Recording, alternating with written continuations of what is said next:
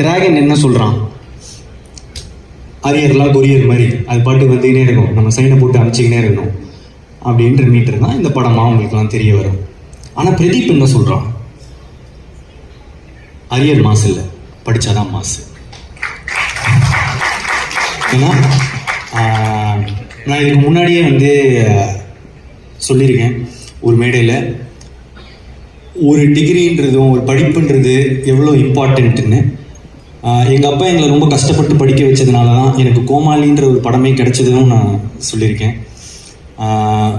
First time கிராஜுவேட்ஸ்க்கு, first generation கிராஜுவேட்ஸ்க்கு எவ்வளோ இம்பார்ட்டண்ட்டுன்னு தெரியும்.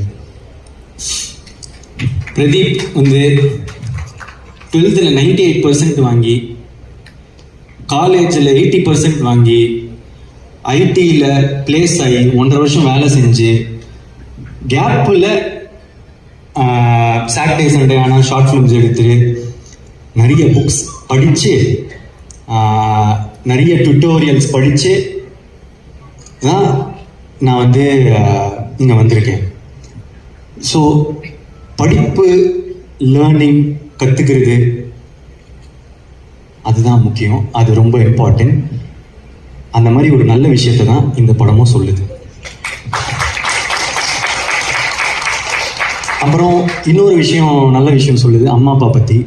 நான் ஏற்கனவே சொன்னது தான், என்னென்னா சில பேர் முன்னாடி பார்த்து சிரிப்பாங்க, பின்னாடி போய் மறைப்பாங்க.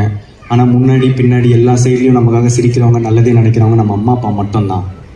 அதுதான் இந்த டிராகனும் திரும்ப சொல்லுது. லாஸ்டா இந்த நேரத்தில்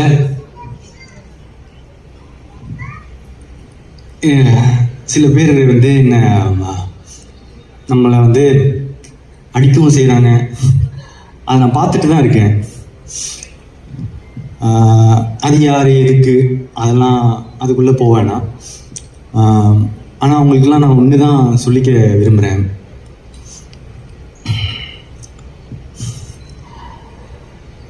ஒரு செடி வளரும்போது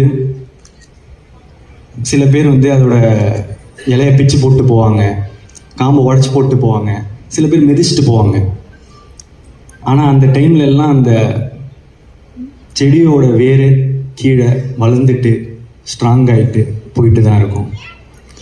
அது மட்டும் அந்த இப்போ கொடுக்குற வழியெல்லாம் தாண்டிடுச்சுன்னா அதுக்கப்புறம் அது ஒரு பெரிய மரமாக வளர்றத யாராலையும் தடுத்து நிறுத்த முடியாது. இந்த நேரத்தில்